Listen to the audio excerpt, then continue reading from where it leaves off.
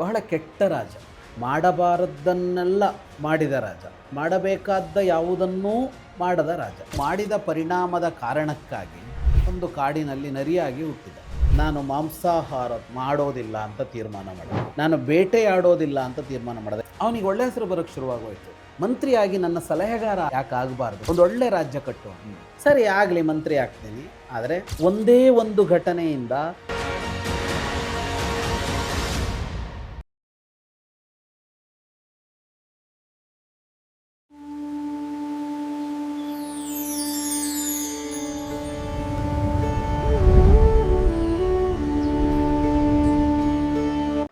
ನಮಸ್ಕಾರ. ಬೆಳಕಿನ ಪ್ರದೀಪ್ ಯೂಟ್ಯೂಬ್ ಚಾನಲ್ನ ಎಲ್ಲ ವೀಕ್ಷಕರಿಗೂ ಕೂಡ ಕಥಾ ಸಂಚಯಕ್ಕೆ ಸ್ವಾಗತ. ನಮ್ಮ ಜೊತೆ ವಿದ್ವಾನ್ ಜಗದೀಶ್ ಶರ್ಮಾ ಸಂಪ ಅವರಿದ್ದಾರೆ. ಅವ್ರನ್ನ ಕಾರ್ಯಕ್ರಮಕ್ಕೆ ಸ್ವಾಗತ ಮಾಡೋಣ. ನಮಸ್ತೆ. ಇವತ್ತಿನ ಕಥೆ ಪುರಿಕಾ ಅಂತ ಒಂದು ರಾಜ್ಯ. ಪುರಿಕಾ ಅಂತ, ಇದು ಪುರಿ ಅಲ್ಲ. ಅದರ ರಾಜ, ಅವನ ಹೆಸರು ಪೌರಿಕ ಅಂತ ರಾಜ. ಬಹಳ ಕೆಟ್ಟ ರಾಜ. ಮಾಡಬಾರದ್ದನ್ನೆಲ್ಲ ಮಾಡಿದ ರಾಜ, ಮಾಡಬೇಕಾದ ಯಾವುದನ್ನೂ ಮಾಡದ ರಾಜ ಅಂತ ಒಬ್ಬ ಕೆಟ್ಟ ರಾಜ ಇದ್ದ. ಕೆಟ್ಟ ಕೆಲಸಗಳನ್ನೇ ಮಾಡಿ ಮಾಡಿ ಮಾಡಿ ಎಲ್ಲ ಪಾಪ ಕಟ್ಟಿಕೊಂಡು ಒಂದು ದಿನ ಸತ್ತೋದವನು ಮಾಡಿದ ಪರಿಣಾಮದ ಕಾರಣಕ್ಕಾಗಿ ಒಂದು ಕಾಡಿನಲ್ಲಿ ನರಿಯಾಗಿ ಹುಟ್ಟಿದ. ಆದರೆ ಅದೇನೋ, ಈಗ ಯಾವುದೇ ವ್ಯಕ್ತಿ ಬರೀ ಪಾಪ ಮಾಡೋಕ್ಕಾಗಲ್ಲ. ಪಾಪ ಪುಣ್ಯ ಎರಡೂ ಮಾಡ್ತಾ ಇರ್ತೀವಿ ನಾವು. ಯಾವ ಕೆಲಸ ಮಾಡಿದರೂ ಒಂದೋ ಪಾಪ ಬರುತ್ತೆ, ಒಂದೋ ಪುಣ್ಯ ಬರುತ್ತೆ. ಆಕಸ್ಮಿಕವಾಗೂ ಪುಣ್ಯಗಳು ಬಂದುಬಿಟ್ಟಿರುತ್ತೆ. ಒಂದಿಷ್ಟು ಒಳ್ಳೆ ಕೆಲಸ, ಅವನಿಗೆ ಅದು ಏನು ಅದೃಷ್ಟವೋ ಗೊತ್ತಿಲ್ಲ, ಪೂರ್ವಜನ್ಮದ ನೆನಪಿತ್ತು. ಅಂದರೆ ತಾನು ತಪ್ಪು ಮಾಡಿ ಈ ಜನ್ಮದಲ್ಲಿ ಹೀಗಾದೆ ಅನ್ನೋದು ಗೊತ್ತಿತ್ತು. ಹಾಗಾಗಿ ಅವನೇನು ಮಾಡ್ದ, ಎಲ್ಲ ನರಿಗಳಂತೆ ಬದುಕಲಿಲ್ಲ. ನಾನು ಮಾಂಸಾಹಾರ ಮಾಡೋದಿಲ್ಲ ಅಂತ ತೀರ್ಮಾನ ಮಾಡ್ದ, ನಾನು ಬೇಟೆಯಾಡೋದಿಲ್ಲ ಅಂತ ತೀರ್ಮಾನ ಮಾಡ್ದ. ಯಾವ ಪ್ರಾಣಿಯನ್ನು ಕೊಲ್ಲಲಾರೆ, ಯಾವ ಪ್ರಾಣಿಯನ್ನು ಹಿಂಸಿಸಲಾರೆ ಅಂತ ಆರಂಭ ಮಾಡ್ದ. ಬೇರೆ ನರಿಗಳ ಜೊತೆಗೆಲ್ಲ ಸೇರೋದೇ ಬಿಟ್ಬಿಟ್ಟ. ಒಂಟಿಯಾಗಿ ಕುಳಿತುಕೊಳ್ತಾ ಇದ್ದ. ಅಂದರೆ ಉಳಿದ ನರಿಗಳಿಗೆ ಇಷ್ಟ ಆಗಲಿಲ್ಲ. ನಮ್ಮವನು ನಮ್ಮ ಥರ ಇರಬೇಕಲ್ವಾ ಅಂತ ಅವು ಬಂದು ಸಾಕಷ್ಟು ಬೋಧೆ ಮಾಡೋದು, ಹಂಗಲ್ಲ ಇರಬೇಕಾದದ್ದು. ಒಂದು ನರಿ ಅಂದರೆ ಅದಕ್ಕೊಂದು ಇದಿಲ್ವಾ, ನೀನು ಹಿಂಗೆಲ್ಲ ಇದ್ದರೆ ಹೆಂಗೆ ಇದು ಅಂತ ಅವರು ಹೇಳೋದಕ್ಕೆ ಶುರು ಮಾಡಿದ್ರು. ಯಾರು ಏನು ಹೇಳಿದರೂ ಕೇಳಲಿಲ್ಲ. ಗೊತ್ತಿತ್ತಲ್ಲ, ಹಾಗಾಗಿ ಹಾಗೇ ಬದುಕದ. ಬಹಳ ಏನಾಯಿತು, ಮೊದಲೆಲ್ಲ ನರಿಗಳೆಲ್ಲ ಬೈದರು ಅವನನ್ನು, ಆಡಿಕೊಂಡು ಏನು ನಮ್ಮ ಥರ ಇಲ್ಲ, ಏನೋ ಇದಂತೆ ಅಂತೆಲ್ಲ ಬೈಕು. ಆದರೆ ಕುಲಕ್ಕೆ ಅಪಮಾನ, ಕಳಂಕ. ಕೊನೆಗೇನಾಯಿತು, ಅವನಿಗೆ ಒಳ್ಳೆ ಹೆಸರು ಬರೋಕ್ಕೆ ಶುರುವಾಗೋಯ್ತು. ಬಹಳ ಶುದ್ಧನಾಗಿರ್ತಾನೆ, ಯಾರ ತಂಟೆಗೆ ಹೋಗಲ್ಲ, ಯಾರಿಗೂ ತೊಡಕು ಮಾಡಲ್ಲ, ಕುಳಿತು ಧ್ಯಾನನೋ ಏನೋ ಮಾಡ್ತಾ ಕೂತಿರ್ತಾನೆ, ಬೇಟೆ ಆಡಲ್ಲ, ಹುಲ್ಲೋಗಿಲ್ಲೋ ಏನೋ ಸಿಕ್ಕಿದ್ದು ತಿಂತಾನೆ ಅಂತ ಅವನ ಹೆಸರು ಪ್ರಚಲಿತ ಆಗ್ತಾ ಹೋಯಿತು. ಅದು ಅವನ ಸಮುದಾಯವನ್ನೂ ದಾಟಿತು, ನರಿಗಳನ್ನೂ ದಾಟಿ ಕಾಡಿನ ಪ್ರಾಣಿಗಳಿಗೆಲ್ಲ ಅವನ ಬಗ್ಗೆ ಗೊತ್ತಾಯಿತು. ಹೀಗೊಬ್ಬ ಇದಾನಂತೆ ನರಿ. ಈ ಸುದ್ದಿ ಹೋಗಿ ಅವರ ರಾಜನ ಕಿವಿಗೂ ತಲುಪ್ತು. ಹುಲಿ ಇದು ಇವನು ನರೋತ್ತಮ ಆಗ್ಲಿಕ್ಕಾಗಲಿಲ್ಲ ಹಿಂದಿನ ಜನ್ಮದಲ್ಲಿ, ಇದರಲ್ಲಿ ನರಿಯುತ್ತಮ. ಚೆನ್ನಾಗಿದೆ.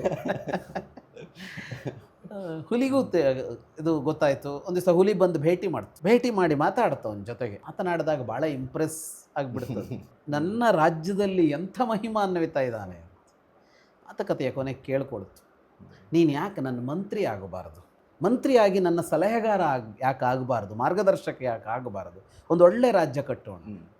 ನರಿ ಹೇಳ್ತು, ಇದೆಲ್ಲ ಬೇಡ ನನಗೆ, ಯಾಕೆ ಇಂಥದ್ದೆಲ್ಲ ನೋಡಿ ಮುಗಿದೋಗಿದೆ, ಏನು ಬೇಡ ಅದು. ಹುಲಿ ಬಿಡಲೇ ಇಲ್ಲ, 10 ತರಹದಲ್ಲಿ ಹೇಳ್ತಾ ಹೋಯ್ತು. ನೀನು ನೋಡು, ಇದಾದರೆ ಮಂತ್ರಿ ಆದರೆ ನಿನ್ನ ತರಹ ಇಡೀ ರಾಜ್ಯ ಆಗತ್ತೆ. ಈಗ ನೀನೊಬ್ಬನೇ ಹಿಂಗಿದೆಯಾ, ಉಳಿದವರೆಲ್ಲ ಹೊಡೆದಾಡ್ಕೊಂಡು ಕೊಂದಾಡ್ಕೊಂಡಿದ್ದಾರೆ. ಇಡೀ ರಾಜ್ಯ ಒಂದು ಒಳ್ಳೆ ರಾಜ್ಯ ಕಟ್ಟೋಣ ಅಂತ, ಕಲ್ಯಾಣ ರಾಜ್ಯ ಕಟ್ಟೋದು ಅಂತೆಲ್ಲ ಹೇಳ್ತಾರಲ್ಲ, ಹಂಗೆ ಕಟ್ಟೋಣ ಅಂತೆಲ್ಲ ಹೇಳ್ತು. ಕೊನೆಗೆ ನರಿ ಹೌದಲ್ವಾ ಅಂತ ಅನ್ನಿಸ್ತು, ಕನ್ವಿನ್ಸ್ ಆಯಿತು. ಸರಿ ಆಗಲಿ, ಮಂತ್ರಿ ಆಗ್ತೀನಿ. ಆದರೆ 2 ನಿಯಮಗಳಿವೆ ನನ್ನದು, ಆ ನಿಯಮಕ್ಕೆ ನೀನು ಒಪ್ಪಬೇಕು. ನಿಯಮ ಏನು? ಮೊದಲ ನಿಯಮ, ನಾನು ಏನೇ ಹೇಳಿದರೂ ಅದರ ಆಧಾರದ ಮೇಲೆ ಮಂತ್ರಿಮಂಡಲದ ಬೇರೆಯವರು ಇರ್ತಾರಲ್ಲ, ಅವರನ್ನು ನೀನು ಬೈಬಾರ್ದು, ಅವರನ್ನು ಕೀಳು ಅಂತ ನೋಡಬಾರ್ದು. ವಯಸ್ ಹಾಂ, ಒಂದು. ಎರಡನೆಯದ್ದು, ನಿನ್ನ ಯಾವ ಸಂಬಂಧಿಕರ ವಿಷಯಕ್ಕೂ ನಾನು ತಲೆ ಹಾಕೋಲ್ಲ, ನಿನ್ನ ಸಂಬಂಧಿಕರ ವಿಷಯದಲ್ಲಿ ನಾನು ಸಲಹೆ ಕೇಳಬಾರ್ದು. 2 ನಿಬಂಧನೆ ಹಾಕ್ತು. ಎಷ್ಟು ಚೆನ್ನಾಗಿದೆ ನಿಬಂಧನೆ ಅಂದರೆ, ಹೌದು. ಈಗ ಇವನು ಬಹಳ ಅದ್ಭುತವಾಗಿ ಸಲಹೆ ಕೊಡ್ತಾ ಹೋದಂತೆ ಉಳಿದ ಮಂತ್ರಿಗಳನ್ನು ರಾಜ ನಿರ್ಲಕ್ಷ್ಯ ಮಾಡೋಕ್ಕೆ ಶುರು ಮಾಡಿದ್ರೆ ಅಲ್ಲಿ ಹುಟ್ಟುಕೊಳ್ಳುತ್ತೆ ಇವನ ಬಗ್ಗೆ ದ್ವೇಷ, ದ್ವೇಷ, ಅಸೂಯೆ. ಇನ್ನು ಸಂಬಂಧಿಗಳಿಗೆ ತಾವು ಹತ್ತಿರದವರು ಅಂತಿರುತ್ತೆ, ರಾಜನಿಗೆ ಅವರೇ ಸಮಸ್ಯೆ ಆಗಿರ್ತಾರೆ, ಅವರನ್ನು ಹ್ಯಾಂಡ್ಲ್ ಮಾಡೋದು ಹೆಂಗೆ ಅಂತ ಬಂದು ಇವನು ಕೇಳಿ, ಇವನು ಏನೋ ಒಂದು ಮಾರ್ಗ ಹೇಳಿ ಅದಿನ್ನೇನೋ ಅದಾಗಿ ಅಲ್ಲಿ ಶುರುವಾದರೆ ಅದು ಕಷ್ಟ. ಹಾಗಾಗಿ 2 ಗುಂಪಿನ ವಿಷಯದಲ್ಲಿ ನಾನು ಹೀಗೆ ಅಂತ ಹೇಳಿ ಕ್ಲಾರಿಟಿ. ಹುಲಿ ಒಪ್ಪಿಕೊಂಡ, ಅದರಲ್ಲಿ ಏನಿದೆ, ಈಗ ಆಯಿತು, ಸರಿ, ಆರಂಭ ಆಯಿತು. ಹೊಸ ಮಂತ್ರಿ ಬಹಳ ಅತ್ಯುತ್ತಮವಾದ ಸಲಹೆಗಳನ್ನು ಕೊಡ್ತಾ ಇದ್ದ. ರಾಜ ಸಲಹೆಗಳನ್ನು ಒಪ್ಪಿ ರಾಜ್ಯಭಾರ ಮಾಡ್ತಾ ಮಾಡ್ತಾ ಮಾಡ್ತಾ ಕೊನೆಗೆ ಎಲ್ಲಿಗೆ ಹೋಯಿತು ಅಂದರೆ, ಬೇರೆ ಯಾರ ಸಲಹೆಯೂ ನಡೆದೇ ಇದ್ದಂತೆ ಆಯಿತು. ರಾಜನಿಗೆ ಯಾರ ಸಲಹೆನೂ ಒಪ್ಪಿಗೆ ಆಗ್ತಾ ಇರಲಿಲ್ಲ, ಪ್ರಜೆಗಳಿಗೂ ಯಾರ ಸಲಹೆನೂ ಒಪ್ಪಿಗೆ ಆಗ್ತಾ ಇರಲಿಲ್ಲ. ಯಾಕೆಂದರೆ ಇವನ ಮಟ್ಟದ ಧೀಮಂತಿಕೆ ಅವ್ರು ಯಾರಿಗೂ ಇರಲಿಲ್ಲ. ಇವನಿಗೆ ಜನ್ಮಾಂತರದ್ದಿತ್ತಲ್ಲ, ಇಡೀ ಬದುಕು ಆಡಳಿತ ಮಾಡಿದ್ದಾನೆ, ಅದೆಲ್ಲ ಗೊತ್ತಿದೆ. ಕೆಟ್ಟ ರಾಜ ಆಗಿರ್ಬೋದು, ಅಡ್ಮಿನಿಸ್ಟ್ರೇಷನ್ ಪಾಠ ಚೆನ್ನಾಗಿ ಗೊತ್ತಾಗಿದೆ, ಅಥವಾ ಅಲ್ಲಿ ಮಾಡಿದ ತಪ್ಪುಗಳ ಅರಿವಾದರೂ ಇದೆ, ಅದಿದೆ. ಹಾಗಾಗಿ ಏನಾಯಿತು, ಹೋಗ್ತಾ ಹೋಗ್ತಾ ಇವನೊಬ್ಬನೇ ಕಾಣಿಸೋದಕ್ಕೆ ಶುರುವಾದ. ನೋಡಿದ್ರು ಎಷ್ಟು ದಿನ ಏನಾದರೂ ಮಾಡಬೇಕಲ್ಲ, ಏನೇನೋ ಯೋಚನೆ ಮಾಡಿದ್ರು. ಯಾರೋ ಒಂದು ಸಲಹೆ ಕೊಟ್ಟರು, ಆ ಸಲಹೆಯನ್ನು ಜಾರಿಗೆ ತರೋಣ ಅಂತ ತೀರ್ಮಾನ ಮಾಡಿಕೊಂಡ್ರು. ಸಂಬಂಧಿಕರು, ಮಂತ್ರಿಗಳು ಎಲ್ಲ ಸೇರಿಕೊಂಡ್ರು. ರಾಜ ಒಂದು ದಿನ ಬಹಳ ವಿಶೇಷವಾದ ಅಡುಗೆ ಮಾಡಿಸಿದ್ದ, ಅವನಿಗೆ ಬಹಳ ಇಷ್ಟದ್ದು, ಬಹಳ ಇಷ್ಟದ ಒಂದು ಪದಾರ್ಥ. ಅದು ಯಾವಾಗಲೂ ವರ್ಷದಲ್ಲಿ ಒಮ್ಮೆನೋ ಏನೋ ಸಿಗೋವಂಥ ಒಂದು ಪದಾರ್ಥದಿಂದ ಮಾಡೋದು. ಅದು ಹೋಗ್ಬಿಡ್ತು, ಮತ್ತಿಲ್ಲ ಅಂದರೆ ಇನ್ನೊಂದು ವರ್ಷ ಕಾಯಬೇಕು ಅಂತ ಅದನ್ನು ಮಾಡಿಸಿದ್ದ. ಅದು ರಾಜನಿಗೆ ಅಷ್ಟಿಷ್ಟ, ಅವನು ಅದಕ್ಕಾಗಷ್ಟು ಇದು ಮಾಡ್ತಾನೆ ಅನ್ನೋದೆಲ್ಲ ಗೊತ್ತಿತ್ತಲ್ಲ. ಇವರು ಹೋಗಿ ಅಡುಗೆ ಮಾಡುವವನಿದ್ನಲ್ಲ, ಅವನನ್ನು ಬುಟ್ಟಿಗೆ